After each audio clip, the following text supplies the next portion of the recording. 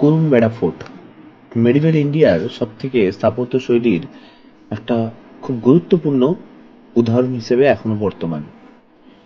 এটা বেলদা শহরের থেকে 4 কিলোমিটার দূরে কেশিয়ারি ডিস্ট্রিক্টের দক্ষিণ পূর্বে গগনেশ্বর ভিলেজে রয়েছে। এই যে ফোর্টটা রয়েছে, এই ফোর্টটা উড়িষ্যা স্থাপত্য শিল্পের আন্ডারে তৈরি হয়েছে। বর্তমানে এটি আর্কিওলজিক্যাল সার্ভে অফ ইন্ডিয়ার আন্ডারে অ্যানসিয়েন্ট মনুমেন্টস অ্যাক্ট যেটা রয়েছে তার আন্ডারে কিন্তু কনজার্ভ করার চেষ্টা করছে। 1438 থেকে 1469 সালে এই ফোর্টটি তৈরি করা হয়েছে। উড়িষ্যা ইনস্ক্রিপশনে বলা হয়েছে যে উড়িষ্যার যে রাজা, সূর্যবংশের রাজা গজপতি কপিলন্দ্র দেব এই ফোর্টটি তৈরি করেছিলেন। কিন্তু এই ফোর্টটির অনেক ইতিহাস রয়েছে। বলা হয় যে এটা আগে একটা মন্দির ছিল, যা বেসিক্যালি এই কপিলেন্দ্র দেব শৈব ধর্মের উপাসক ছিলেন। তিনি এই মন্দিরটাকে তৈরি করেছিলেন ভক্তদের উদ্দেশ্যে। পরে শোনা যায় যে সময়ের সঙ্গে সঙ্গে এই মন্দিরের অনেক ইতিহাস তৈরি হয়। শুরুতে এই মন্দিরটা, এই যে ফোর্টটা মন্দির হিসেবে ডিক্লেয়ার হলেও পরবর্তীকালে ঔরঙ্গজেব এটাকে বিল্ড করেছিল। তাই জন্য মন্দিরের মধ্যেই একটা 3টে ডোমের তৈরি করা একটা স্থাপত্য শিল্পের উদাহরণ হিসেবে দেখা যায়। যদিও আর্কিওলজিক্যাল সার্ভে অফ ইন্ডিয়া এটাকে প্রোটেক্ট করছে, বাট সেরকম এখনো পর্যন্ত কোনো তথ্য কিন্তু উঠে আসেনি। 1568 সালে আফগান সুলতান যখন বেঙ্গল বিহারকে ইনভেড করেছিল, তখন উড়িষ্যাও কিন্তু এতে বাদ যায়নি। তো উড়িষ্যার পাশাপাশি এই যে জায়গাটা, এইখানে কিন্তু আফগানরা অ্যাটাক করে। পরবর্তীকালে আফগানদের হারিয়ে মুঘলরা বেসিক্যালি কিন্তু এই জায়গাটাকে দখল করে। তখন জলেশ্বর সরকার, মানে বেসিক্যালি উড়িষ্যাকে 5টা ডিভিশনে ভাগ করে দেওয়া হয়েছিল। আফগান আর বেঙ্গলের মধ্যে আফগান ও বেঙ্গলকে যখন মুঘলরা দখল করেছিল, তখন উড়িষ্যা সরকারকে 5টা ডিভিশনে ভাগ করে দেওয়া হয়েছিল উড়িষ্যাকে। সেই যুদ্ধটা ছিল ব্যাটেল অফ তুকারই যুদ্ধ। 1575 সালে আফগানরা মুঘলদের সঙ্গে এই ব্যাটেল অফ তুকারইতে হেরে যায়। এরপরে মুঘলরা উড়িষ্যাকে 5টা ভাগে ভাগ করে দেয়। তার একটা ভাগ ছিল এই জলেশ্বর। এই জলেশ্বর থেকে কিছুটা দূরেই রয়েছে কিন্তু এই কুরুমবেড়া। তো বলা হয় মুঘলরা যখন আফগানদের সঙ্গে যুদ্ধ করেছিল, তখন তাদের যে সৈন্যদেরকে আশ্রয়দানের জন্য এই ফোর্টটাকে কিন্তু ইউজ করতো। আবার এটাও শোনা যায় যে মুঘলরা যখন অ্যাটাক করেছিল, তখন উড়িষ্যার অনেকগুলো টেম্পল কিন্তু ধ্বংস করে দেয়। যেরকম ঔরঙ্গজেব জগন্নাথ টেম্পলকে ডেমোলিশ করে দিয়েছিল ফাতেহা জারি করে।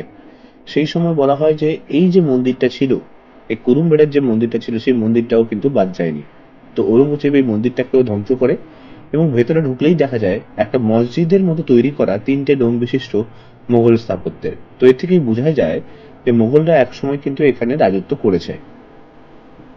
না, মোগলরা এই যে পুরো এরিয়াটাকে, কুরুমবেড়া ফোর্টটাকে বেসিক্যালি যুদ্ধের কাজে ইউজ করতো, যেখানে সমস্ত সৈন্যদেরকে তারা আশ্রয় প্রদান করত, এটা শোনা যায়। এবং এটাও কথিত আছে যে এই যে পুরো ফোর্টটা, মানে এই যে মন্দিরটা, এটা নাকি একদিনেই তৈরি হয়েছে। এবং পুরো মন্দিরটা কিন্তু ল্যাটারাইট হচ্ছে সয়েল দিয়ে তৈরি। অর্থাৎ এই মন্দিরের পাশে কিন্তু বিশাল বড় একটা দিঘি আছে, এবং যেখানে এখনো পর্যন্ত ওই ল্যাটারাইটের যে স্ল্যাবগুলো এখনো পর্যন্ত পাওয়া যায়। ভেতরের আর্কিটেকচার যদি দেখা হয়, সেটা মুঘল স্থাপত্যের কিছুটা নিদর্শন পাওয়া যায়, আবার কিছুটা উড়িষ্যি স্থাপত্যেরও কিন্তু নিদর্শন পাওয়া যায়। যে জোনগুলো রয়েছে মসজিদ আকারে, তার সামনে বিশাল বড় একটা প্রাঙ্গণ রয়েছে।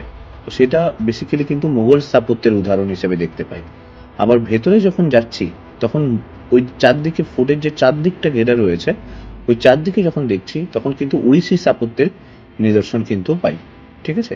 এবং আর্কিওলজিক্যাল সার্ভে অফ ইন্ডিয়া এটাও মেনশন করেছে যে উড়িষ্যা স্থাপত্যে যে 4খানা পোর্ট রয়েছে, বেসিক্যালি উড়িষ্যাতেও একটা পোর্ট রয়েছে যেটাকে বানিয়া পোর্ট। তো ওই ফোর্টটাও কিন্তু জেনে রাখো যে এই কুরুমবেড়া ফোর্টের স্ট্রাকচারে কিন্তু তৈরি করা। রাইবানিয়া ফোর্ট বালাসোর ডিস্ট্রিক্টে রয়েছে। তো বালাসোর ডিস্ট্রিক্টে এই পুরো রাইবানিয়া ফোর্টকে যেভাবে বানানো হয়েছে, ঠিক একইভাবে কিন্তু এই কুরুমবেড়া ফোর্টকেও কিন্তু বানানো হয়েছে।